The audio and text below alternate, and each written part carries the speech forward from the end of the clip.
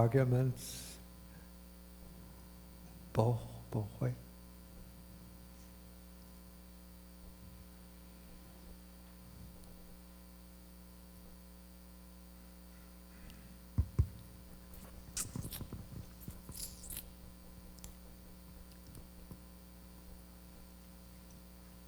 Bhante, about the two destinations for concealed actions and two good destinations for not unconcealed actions. The ghost's realm is not mentioned. So my question is, what kind of karma makes one's rebirth into the ghost realm? Is it indeterminate? Is it what? It's kind of indeterminate. What kind of karma specifically? You know, the older parts of the Nikayas don't specify, if I remember correctly, particular kinds of actions that will lead to one or another of the three bad destinations. They always just speak in rather general terms, that especially those who violate the 10 courses, 10 ways of unwholesome action, those violations lead to the hell realm, the animal realm, or the realm of the ghosts. Without specifying this kind of action leads to hell, this kind of action leads to the ghostly realm, this kind of action leads to the animal realm. But I think the later literature will elaborate on that. Maybe the commentaries, and then later expository literature. And so I think the general sort of prevalent view is that what leads to the ghostly realm is miserliness and attachment to one's belongings. In fact, there's a whole book in the Pali Sutta Pitaka, in the Duka Nikāya, called the Peta Vatu. Here the word Vatu means stories, so these are the stories about the pretas. And so the pretas appear, and each one relates the story about what kind of action they performed that led to rebirth in their realm. Of course, these stories, we maybe have to take them with a little bit of a grain of salt, since I think that and then there's the corresponding book to the Preta Vatu, is the Vimana Vatu. Those are the stories about the celestial mansions. And those are the stories related by the gods in the celestial mansions, telling what kind of deeds they performed when they were human beings that led to their heavenly rebirth. And so I imagine, of course, those two books, generally considered to be somewhat later additions to the Pali Canon, not part of the older collection. So I assume that those kinds of stories would have developed maybe over several generations as a way of giving moral instructions to people. Sort of body of moral instruction, what kind of things you should avoid if you want to avoid a rebirth in the realm of the pretas, and what kind of deeds you should perform if you want to be reborn in the Deva worlds.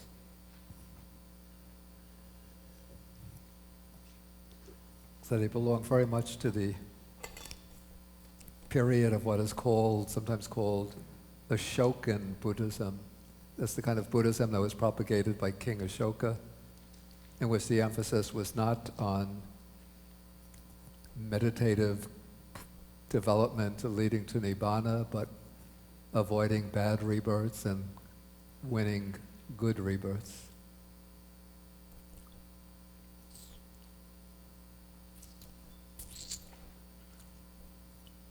Thank you. And another question is about the consciousness is not the byproduct of the brain function, or is the byproduct of the brain function. It is the byproduct of the brain function. But they say it should not be should be a byproduct or should not be a No, byproduct? no. From the Buddhist point of view, the consciousness is not just a byproduct of brain function. But Bhante, in that case, there's a consciousness that goes from this life to next life, but that's against the Buddha's teaching, right? So if we consider it, it is the byproduct of the brain function. No. But each life, the brain is different. Oh, so I see. I see what you're saying. Yeah, because the brain is part of the form. Okay. Otherwise, we will have the dilemma to solve. Because the brain is different in each I understand life. what you're saying. Okay. The idea that the mind or consciousness is the byproduct of brain function is usually presented as an argument against any kind of survival of death, since it's held, this would be those who take a materialistic interpretation of brain science.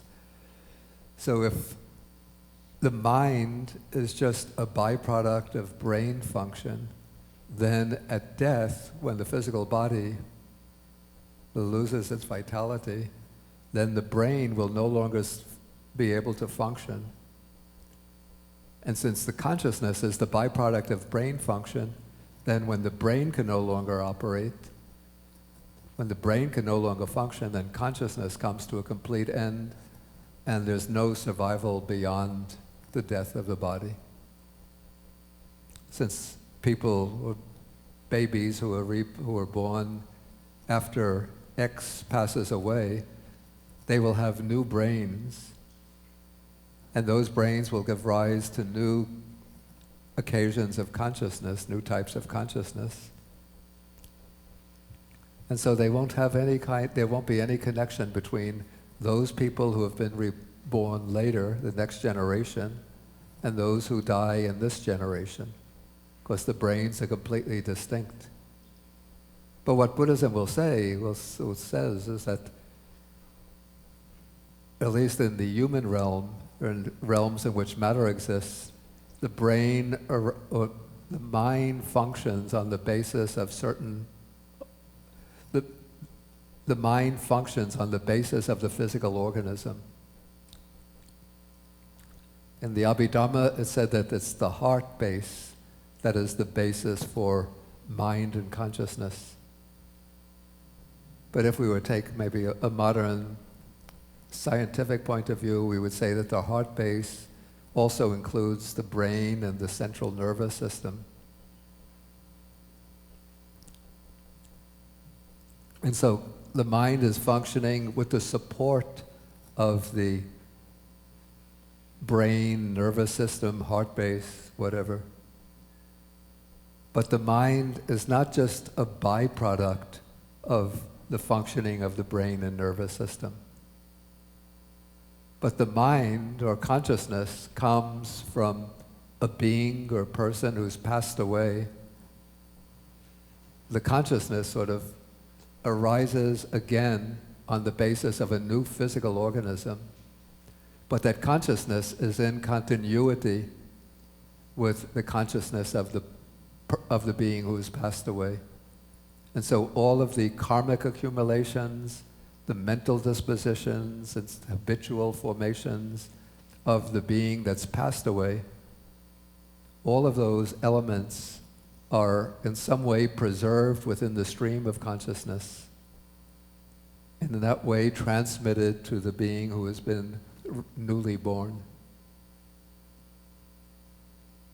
Does that make sense? Not really. Not really? Bhante, because there's still the issue of an unchanging entity, no matter how small or how tiny it is. There's no it's not that there's an unchanging entity. So if the consciousness, there's some residue, even the residue of some consciousness that migrate from the previous life to the next life, then there's still some atta there, right? No. There wouldn't be an atta. Okay. Because the consciousness is not migrating as an entity that preserves its identity and carries that identity through to the next life. But it's a process of undergoing constant change, and then right now that process is arising on the basis of a particular physical organism. In my case, this physical organism. So the consciousness or mind is always changing, a process based on this physical organism. So when this physical organism comes to an end, the consciousness will go on as a process arising based upon a new physical organism and then continuing. Were you going to add to that discussion? Okay, but let me finish my question. Yeah, okay. Actually, my question is more complicated. I hope I can make it clear. Okay. Because unless their consciousness is part of even larger database, and that part of consciousness only get manifested in a certain life. Yeah. So another consciousness that corresponding to next life karma will emerge. Well, my question is about maybe that's how the eighth later development about the alaya or the store consciousness arise. Because if there's this single consciousness of this life and has everything in it, I would still think there's some entity there. But if it's just very part of a very, very large data and even larger, it's like a store of many seeds of karma, and it emerges, that particular consciousness only emerges in this life, and another consciousness corresponding to certain karma emerge next life. But these two consciousness not necessarily have the same elements or whatever karma or seeds in it. So there's a bigger data. That's my. Okay. I'll give the microphone to. So, Bhante, I'm going to try and simplify it to the way that I'm understanding it. Yeah.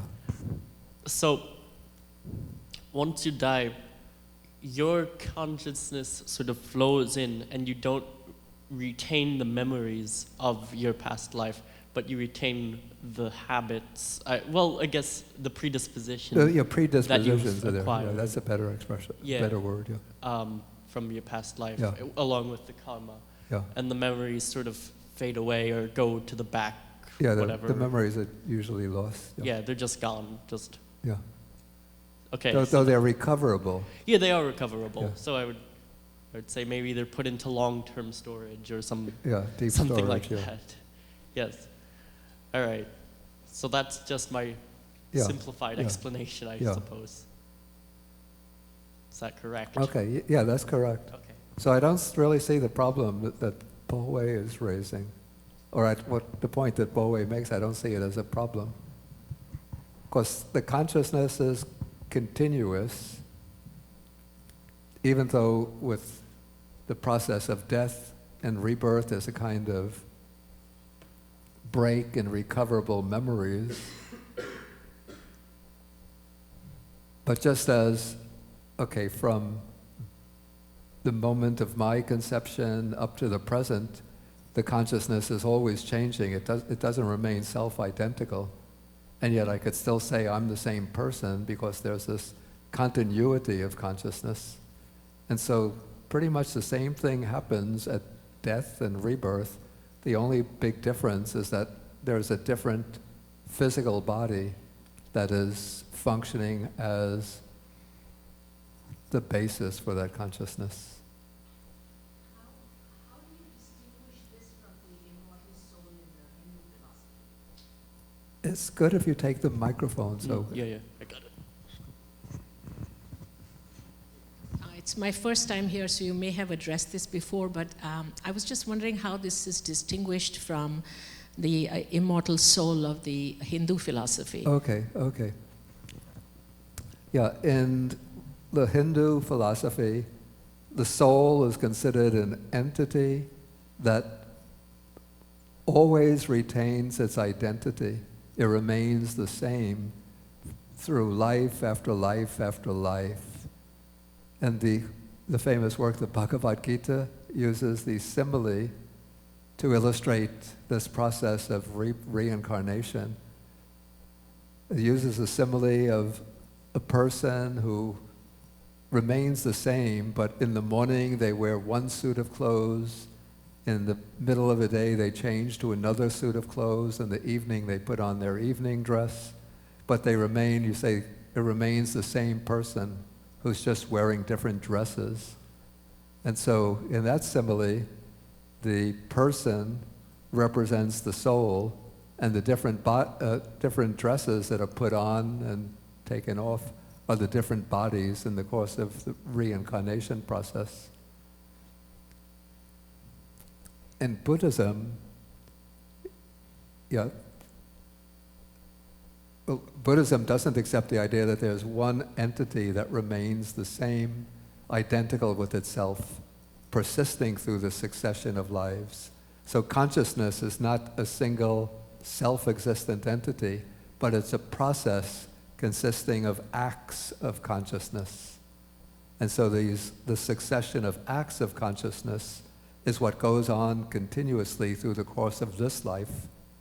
And then at death, when the rebirth takes place, then dependent on the stream of consciousness that has passed away, there will arise a new occasion of consciousness at the moment of rebirth in the new existence, followed by a continuous sequence of acts of consciousness that will constitute the mental process of the next existence.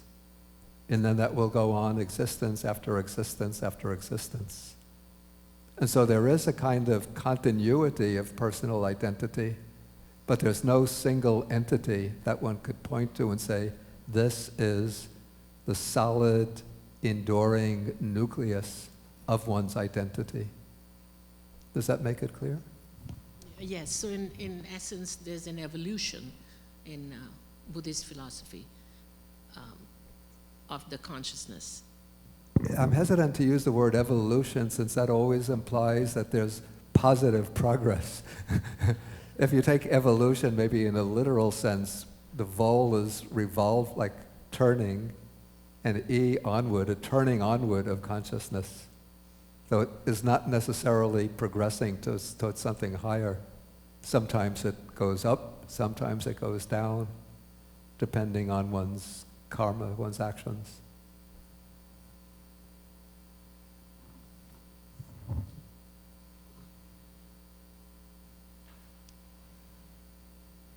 Okay, Stephen.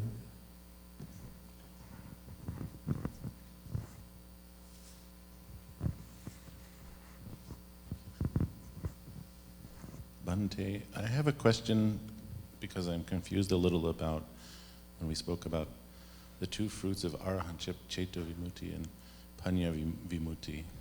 I didn't say two fruits. No. I said that those are two aspects of the fruit. The two aspects of the fruit, right. Yeah. Sorry. And how they're related to samatha and vipassana. Yeah. But I don't really understand how samatha can facilitate Ceto Vimutti, because we had spoke about how those hindrances are really just sort of subdued. Yeah, yeah. Okay, that is still, even the samadhi that is obtained on through the practice of samatha is also called Ceto Vimutti, though it's not unshakable Ceto Vimutti. So for example, there's the expression metta for somebody who practices the loving kindness meditation and then achieves samadhi on that basis. That is called metta Ceto Vimutti. So that is the liberation of the mind through loving kindness, similar with the other Brahma Viharas. somebody who attains the fourth jhana, or any of the jhanas, one could call those kind of ceto vimutti. But they are just temporary ceto vimuttis, temporary liberations of mind. But when the ceto vimutti is combined with panya vimutti, liberation by wisdom, then it becomes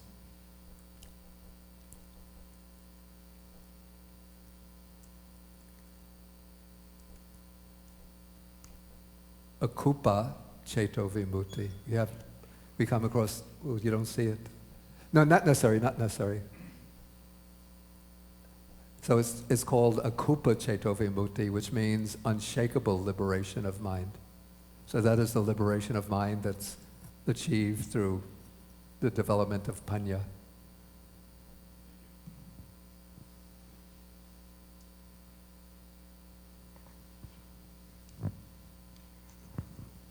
Bhante, you spoke about consciousness, but we have all kinds of consciousness, the five senses consciousness. Yeah. But here I guess you're referring to something else, right, Bhante? Yeah, well, the kind of consciousness that's occurring is always changing. But there is, as I said, there is this continuity of consciousness. And so on one occasion there'll be visual consciousness or eye consciousness. Then there'll be hearing consciousness, smelling consciousness, touching, tasting, touching consciousness, thinking or mental consciousness. So the particular type of consciousness is always changing, but those individual acts of consciousness are linked together like the links in a chain, one following. Actually, that's not such a good example because the links in a chain are all present simultaneously, whereas acts of consciousness are each one is replacing the one that came before. And it's that succession or sequence of acts of consciousness that at death continues on into a new existence. So, and again, at some schools of Buddhism, later Buddhism, maybe they found it a little difficult to establish the continuity of consciousness on the basis of ever-changing individual acts of consciousness. And so they posited the idea of what's called the alaya vijnana, the store consciousness or storehouse consciousness, which is said to retain all of the seeds of karma and the habitual disposition or predispositions. And so what takes place at death is that the store consciousness goes on and forms the basis for the new existence. But then the other schools of Buddhist thought that didn't accept the store consciousness criticized the store consciousness and said that seems like a immortal soul returning into Buddhism. But you were going to say something. So, Bhante, in Samadhi and Vipassana, so in Samadhi, what you are basically is trying to focus and then trying to reduce. As a result of the focus, there is reductions in defilement. Yeah. And with the reductions in defilement, when one is able to see things, all these kind of states of consciousness. Yeah. Is that what you mean? Say there's no atma, there's no soul, there is no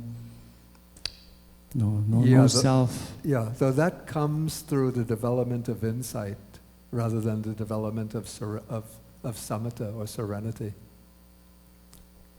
Because in the development of serenity, one just uses a single simple object, and one just tries to keep that single object constantly present before the mind. And then when the mind becomes settled and consistently focused on that object, then there won't be a discernment of the difference, of the differentiation in the acts of consciousness. But in the development of insight, one is not focusing upon a single object, but rather one is noting or observing whatever object presents itself. And so in that case, then one is seeing the succession of different occasions of consciousness. Or even if it's a consistent object, but one is seeing the different phases within that object. For example, if doing the walking meditation, one is breaking the step up into the phases, picking up, pushing, putting down, pressing. And so one is first noting the changes in the object, and then one could reflect back on the consciousness which is aware of the changing object, and one sees that the consciousness of each of those phases is also different. So the consciousness of picking up is different from the consciousness of pushing, which is different from the consciousness of putting down, which is different from the consciousness of pressing down. And then if one goes on attending at subtler and subtler levels, then one could see the differentiation in consciousness even within each of those phases of the step, until the mind or consciousness appears as just a rapid succession of momentary occasions of consciousness. Thank you, Bhante. Okay, any further questions? Bhante, you distinguish the word karuna from anukampa, right? And you said karuna is more in meditative aspect, and anukampati because it's shake along with others. Yeah. But I remember, I don't know exactly what sutta, but in one of the early suttas, the Buddha advised his disciples not to have several kinds of thoughts, vitakka, and one of them is to feel. One of the thoughts to avoid is to feel sad together with others, or to feel happiness, to feel happy with others. Yeah. So my question is, in the early discourses, does the Buddha teach his disciple to have anukampati at all, or he just teaches them to have karuna practice? Does he require his disciple to have anukampati? Of course, the Buddha doesn't require the disciple. To teach. Well, he does use that expression, anukampangu, but it actually seems to have been a common expression in everyday usage. Like when the Buddha told his first group of disciples to go forth and wander for the welfare of the world, I think he used lokang anukampaya, like go forth and teach the Dhamma out of compassion for the world. And even when somebody is sick, like one monk will say to another monk, go and, visit that monk who's sick, who's in the infirmary, anukampang upadaya, out of compassion for him. So it seems to have been an expression that was commonly used in everyday life. And so it would certainly have been used within the monastic life. But he doesn't teach any particular method to develop anukampa. I think that sense of anukampang upadaya would develop almost naturally out of the practice of karuna, the meditative development of karuna. But also it would just develop out of a natural human feeling. Like we just take somebody, maybe they haven't even heard about a meditation on compassion, but they see, say, a child being beaten up in the street, then they will, or say a child in the schoolyard being bullied by the bigger kids, then there will arise for the smaller child naturally anukampang, that will just naturally arise. So it's just a natural human feeling when one witnesses the suffering of others, that the kind of feeling, the stirring of the heart. Bhante, would that be detrimental to a practitioner who is developing concentration a certain period of time? What's the enemy of karupa? When one practice karupa, according to the Abhidhamma, I don't quite remember. The enemy of karuna. I mean, when one is practicing karuna meditation and Yeah. there is something The that's, far enemy and the near enemy? if you fall into that situation, then one's practice of karuna fails. What's that one? First, there's the far enemy of karuna. The far enemy is vihingsa, it's harmfulness. That is the urge to harm others. But then the near enemy is called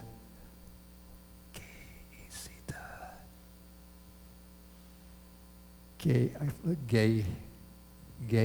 nisita. Let me not try to recollect the Pali expression, but to use the English term, it would be called like worldly grief. So this is a feeling of sadness that arises when witnessing the sadness of others or the misery of others. So you become sad yourself. And because you become sad, you think that you really have compassion. But according to Buddhism, that is not the real compassion, but that is just a feeling that arises from worldly attachment. Because of the worldly attachment, you get pulled down when you see others pulled down.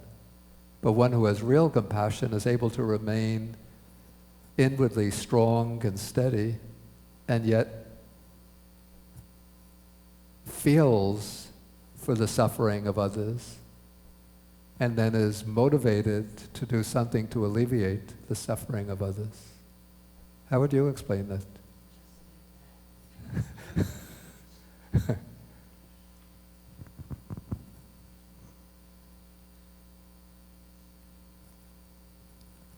So does a person have anukampati, experience worldly grief at all? Yes or not? I'd say that they're, in ordinary experience, that they're so mixed together that it takes effort to develop that quality of anukampa without getting it engulfed by the worldly grief. So within our ordinary experience, we might incline towards anukampa, that is that empathy that arises when witnessing the suffering of others. And then if the mind is not trained, then out of that empathy will fall into worldly grief. But if we've trained the mind in compassion, particularly or especially in mindfulness and equanimity, then when witnessing the suffering of others, we'll have anukampa, the heart will shake with the suffering of others, and yet we won't be pulled down into feelings of misery, grief, despair. Thank you. Okay, maybe Bhante, I have have one another last question. I remember Bhante told us about the story of the teacher who thought he had attained the arahantship. Yeah. But at that time, the example is an elephant. I've actually seen two versions of the story. Okay, so it's two versions. And Yeah. with the elephant one, with the young, beautiful maiden, the teacher's level of attainment is supposed to be lower, right? Because at least he didn't achieve the third level. Oh, that's actually a good point. So with the elephant, he probably should have achieved the third level. I see. It's actually a good point. I never thought of that. But the question is, would fear arise in the non-agami, Yeah. a non-returner? Yeah, that's my question. Yeah, that I don't know. Because he still has the sense of I. So the last. Actually, that's probably the case, actually. Probably, yeah, a non-agami would probably be, yeah, still subject to fear, yeah. But if that, actually in the story, the elder monk, the teacher, is not even an anagami. He's still not even a stream enterer. He's still a putujana. He hasn't gained even the first stage of realization. But he's just mastered samadhi and the psychic powers to the point where he thought no defilements appeared in his mind, so he thought he must be an arhat. Thank you very much. Okay. So I think we could end for the day. I'm getting a bit tired. Okay, so we'll end with the 3 half bows.